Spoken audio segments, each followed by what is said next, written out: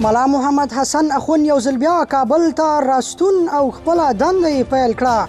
د اسلامي امارت د ریاست الوزرا دفتر د یوې خبرپاڼې په خپرولو سره تایید کړې چې ملا محمد حسن اخون له کندهار څخه تر درملنې وروسته کابل ته راستون شوی او خپلې دندې ته به دوام ورکړي. په خبرپاڼه کې زیاته شوې چې کابل ته د نوموړي له راستنېدو وروسته د اسلامي امارت د چارواکو لخوا یې تود هرکلی وشو. همدارنګه ویل شوي چې ملا محمد حسن اخون به د اسلامي امارت د دویم مشر په توګه خپلې دندې ته دوام ورکوي. تر دې وړاندې د اسلامي امارت ویان ذبیح الله مجاهد د روان کال د می په میاشت کې اعلان وکړ چې ملا محمد حسن اخون د ورپېښې ناروغۍ له امله کندهار ته تللی او د اسلامي امارت د سیاسي مرستیال مولوي عبدالکبیر په موقتي توګه د هغه د ځایناستي په توګه وټاکل شو.